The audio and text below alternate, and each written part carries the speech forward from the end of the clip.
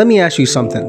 How does it make sense that it's sometimes cheaper to fly from Manila to Bangkok than from Manila to Palawan? That's not a joke, guys. By the way, I've lived in the Philippines for almost 10 years, and I've experienced this myself more times than I can count. And honestly, nobody talks about this enough.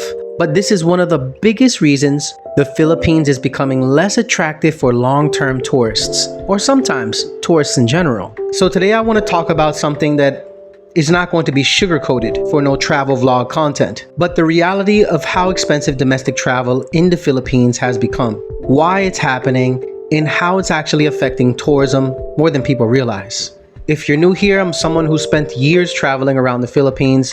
I've lived here long term for nearly 10 years, and I talk about the real side of travel and life in the Philippines, the good and not so good as well. And just to be clear, I love the Philippines. I've raised a family here, I have a wife and 2 sons here.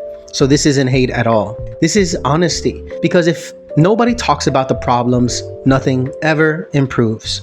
And it just so happens that the tourism industry is so important to the people here, and I hope the people of the Philippines will understand this as well. One of the biggest shocks for foreigners when they start traveling here long term is the flights. They come in thinking that island hopping will be cheap and easy, and the first time they try to book a simple domestic flight, they just stare at the screen like, wait, this can't be right.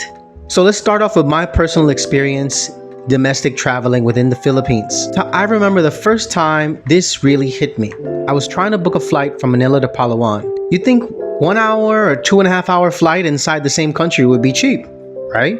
I checked the price and it was basically the same price I had paid before to go from Manila to Kuala Lumpur. And I just sat there and thinking, how does that make any sense? And this was not a one-time thing, guys. I've seen the same situation with Cebu, Bohol, Surigao, Leyte, you name it. Sometimes the domestic flights cost more than flights to nearby countries like Thailand, Malaysia, or Vietnam. I just booked a ticket from a place called Camiguin Island to Mactan Island, and it was nearly $100. And it's only a 28-minute flight. This is when you start to realize that this isn't just a tourist problem. This is a structural problem. And that leads me to my next thing, and that is how it affects tourism. You know, a lot of Filipinos here work so hard. They have businesses. A lot of them cater to foreigners, tourists, and a lot of them rely on it. This is where things get really serious. People don't talk about this enough, but this directly affects tourism, guys. Most tourists don't just want to visit Manila or Cebu. They want to see Palawan, Surigao, Camiguin, Batanes, the real beautiful places. But those places almost always require flights or a ferry and tons of time wasted out of your itinerary. And when someone realizes that visiting 2 or 3 islands will cost them more in flights than their entire hotel budget, a lot of them change their plans, or they just choose a different country, which they've been choosing a different country. Statistics have shown that. I've met travelers and foreigners who literally told me, I was going to spend a month traveling around the Philippines, but I changed my plans and I went to Vietnam or Thailand instead because it was cheaper to move around. That is tourism leaving the country quietly, not because the country isn't beautiful.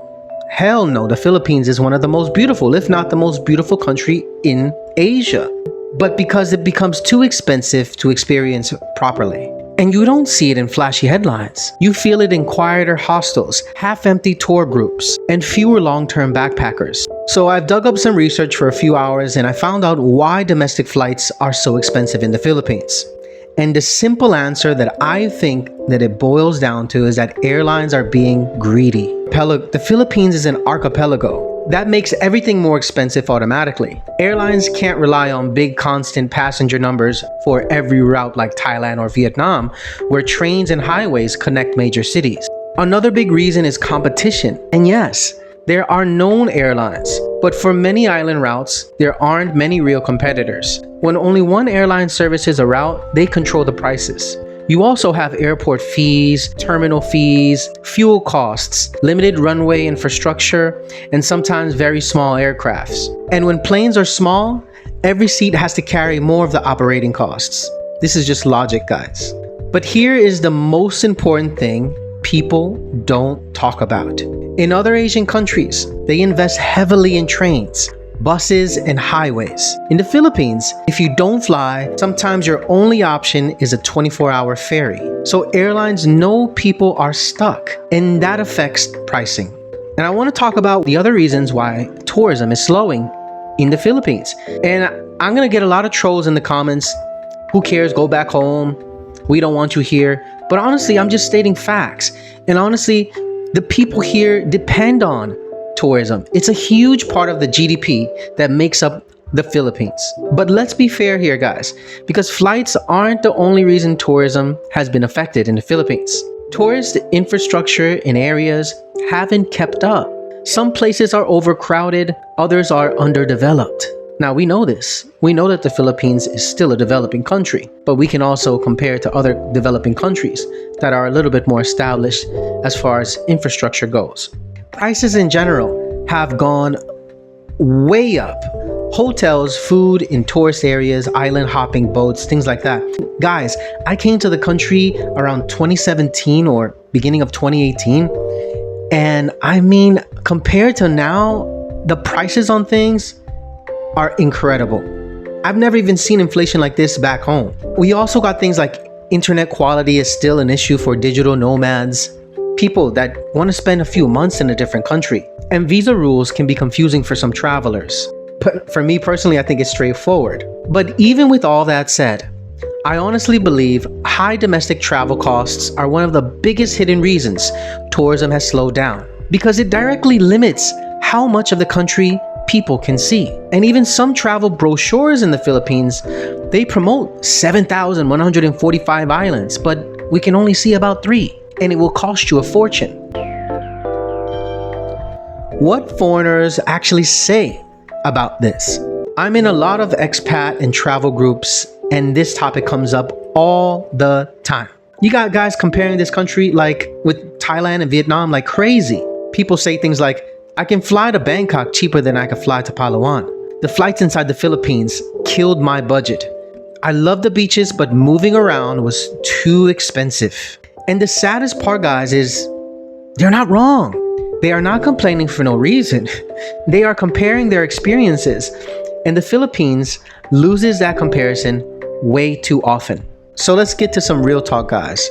I don't think this is a hopeless situation. I don't think so at all. But it requires more competition, better infrastructure, and smarter tourism planning.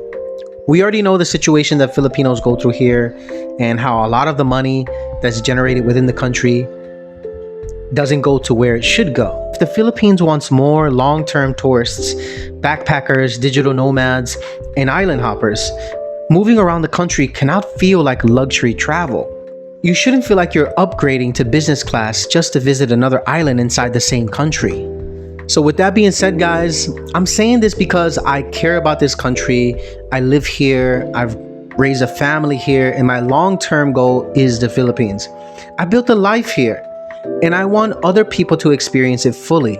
And when I make videos and I try to inspire other expats to come out here and contribute as well, this is something I want them to see, because I want them to come to the Philippines without going broke moving around if they want to experience these things with their wives. If you've experienced crazy domestic flight prices in the Philippines, drop your story in the comments. Let's talk about this and let's have a real conversation. If you like honest content about real life and travel in the Philippines, make sure to subscribe. So with that, I hope everybody enjoys their holidays coming up if you guys don't see me again after the holidays. And with that being said, learn to be Filipino. I'm out. Peace.